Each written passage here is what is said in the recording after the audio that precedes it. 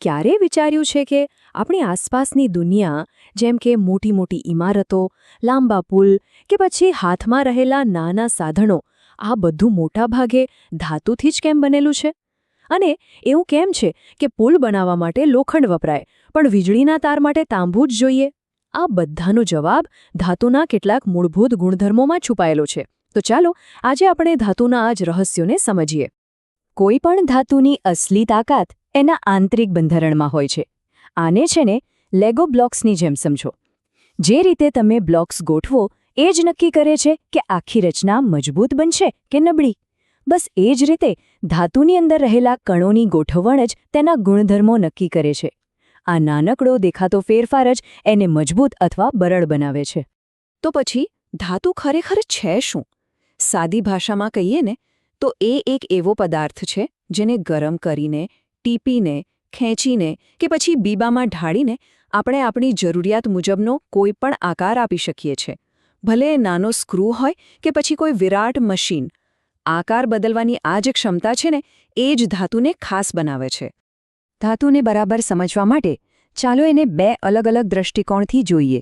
પહેલું છે ભૌતિક ગુણધર્મો, એટલે કે ધાતુ દેખાવમાં કેવી છે અને એની મૂળ પ્રકૃતિ શું છે. અને બીજું છે યાંત્રિક ગુણધર્મો, એટલે કે જ્યારે એના પર કોઈ બળ લાગે ત્યારે કેવું વર્તન કરે છે. આ બંનેને સમજીશું ત્યારે જ ધાતુની સાચી શક્તિનો પરિચય થશે. ચાલો તો શરૂઆત કરીએ ભૌતિક ગુણધર્મોથી. આ એવા ગુણધર્મો છે જેને જાણવા માટે ધાતુને તોડવાની કે વાળવાની કોઈ જરૂર નથી. આપણે ફક્ત એને જોઈને, સ્પર્શ કરીને કે પછી ચકાસીને જ એના વિશે ઘણું બધું જાણી શકીએ છીએ. એમ સમજો કે આ એની પોતાની ઓળખ છે. તો આ વિભાગમાં આપણે ધાતુના કેટલાક રસપ્રદ ભૌતિક ગુણધર્મો જોવાના છીએ, જેમ કે સોનું કેમ ચમકે છે, સ્ટીલ કેમ ભારે લાગે છે, તાંબામાંથી વીજળી આટલી સહેલાઈથી કેમ પસાર થાય છે અને લોખંડ ચુંબક તરફ કેમ ખેંચાય છે. દરેક ગુણધર્મ પાછળ એક ખાસ કારણ છુપાયેલું છે. પેલી શરૂઆતની છબી યાદ છે? ચાલો એને ફરીથી જોઈએ. જુઓ, ડાબી બાજુનું જે વ્યવસ્થિત બંધારણ છે એ ધાતુને સ્થિર અને મજબૂત બનાવે છે, બરાબર, કોઈ મકાનના પાયાની જેમ. જ્યારે જમણી બાજુનું જે અવ્યવસ્થિત બંધારણ છે એ બતાવે છે કે ધાતુને વધુ મજબૂત બનાવવા માટે કોઈ ખાસ પ્રક્રિયા કરવામાં આવી છે. આ અંદરનો ફેરફાર જ બહારની મજબૂતાઈ નક્કી કરે છે. હવે વાત કરીએ એક એવા ગુણધર્મની જે આપણને બધાને બાળપણથી ગમે છે, ચુંબકત્વ. આ એ શક્તિ છે જેના કારણે લોખંડ જેવી ધાતુઓ ચુંબક તરફ ખેંચાય છે. આ કોઈ જાદુ નથી, પણ આ જ ગુણધર્મના કારણે આપણી ઇલેક્ટ્રિક મોટર્સ અને કમ્પ્યુટરની હાર્ડ ડ્રાઇવ જેવી વસ્તુઓ કામ કરે છે. આ ચિત્ર બતાવે છે કે ચુંબકત્વ કેવી રીતે કામ કરે છે.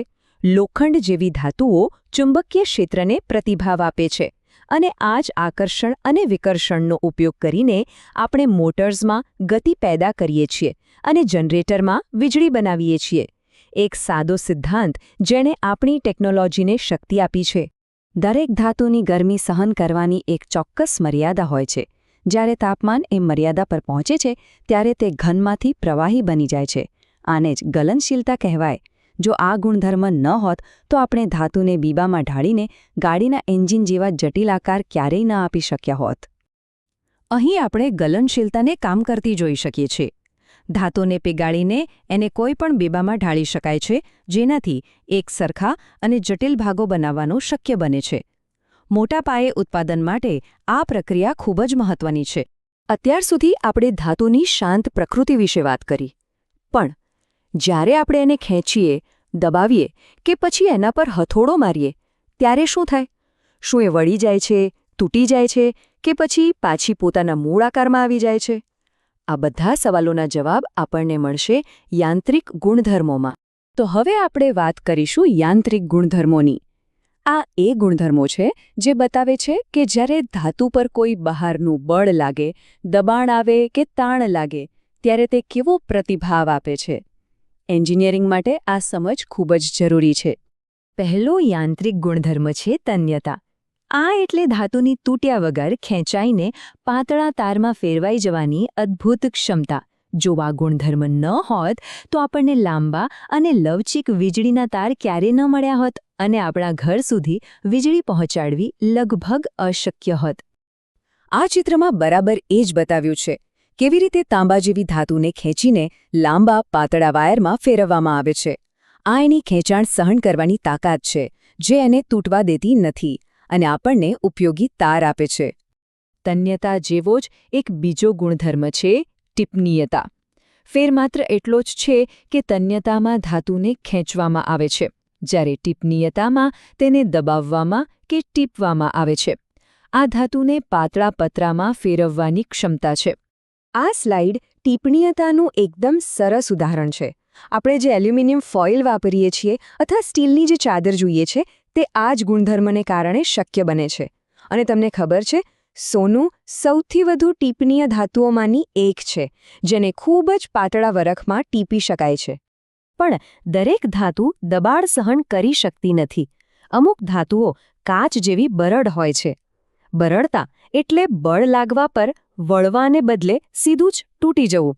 આ લવચિકતાનો બરાબર વિરોધી ગુણ છે. અહીંયા આપણે બરડતાનું સ્પષ્ટ ઉદાહરણ જોઈ શકીએ છીએ. કાસ્ટ આયર્ન જેવી ધાતુઓ પર જો જોરદાર ફટકો પડે તો એ કાચની જેમ તૂટી જાય છે. આ જ કારણે જે ભાગોને આંચકા સહન કરવાના હોય ત્યાં આવી બરડ ધાતુઓનો ઉપયોગ ટાળવામાં આવે છે. હવે બે ખૂબ જ મહત્વના ગુણધર્મોને સમજીએ: સ્થિતિસ્થાપકતા અને પ્લાસ્ટિસિટી. સ્થિતિસ્થાપકતા એટલે રબર બેન્ડની જેમ ખેંચાયા પછી મૂળ આકારમાં પાછા આવી જવું, જ્યારે પ્લાસ્ટિસિટી એટલે ભીની માટીના ટુકડાની જેમ એકવાર વળ્યા પછી એ જ આકારમાં રહી જવું. મોટાભાગની ધાતુઓમાં આ બંને ગુણધર્મોનું મિશ્રણ હોય છે, અને આ જ તેમને એન્જિનિયરિંગ માટે આટલી બધી ઉપયોગી બનાવે છે. આપણે ઘણા બધા ગુણધર્મો વિશે વાત કરી, પણ આ બધી જાણકારીનો વ્યવહારમાં ઉપયોગ કેવી રીતે થાય?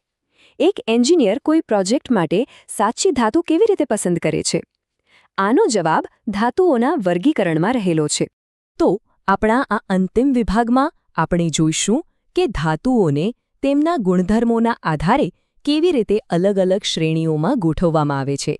આ વર્ગીકરણ યોગ્ય ધાતુની પસંદગી કરવાનું કામ ખૂબ જ સરળ બનાવી દે છે. આ ચાર્ટને એન્જિનિયરિંગ પદાર્થોનું એક કુટુંબ વૃક્ષ સમજી શકાય. એની મુખ્ય બે શાખાઓ છે: ધાતુ અને અધાતુ. આપણું ધ્યાન ધાતુ પર છે, જેને એક મુખ્ય ઘટકના આધારે ફરીથી બે ભાગમાં વહેંચવામાં આવે છે. ચાલો એ મુખ્ય વિભાજનને સમજીએ. ધાતુઓને ઓળખવાનો સૌથી સહેલો રસ્તો એ છે કે એમાં લોખંડ છે કે નહીં. જો મુખ્ય ઘટક લોખંડ હોય, જેમ કે સ્ટીલમાં, તો એ લોહ ધાતુ છે. તે સામાન્ય રીતે ચુંબકને ચોંટશે અને તેને કાટ લાગવાની શક્યતા વધુ રહેશે.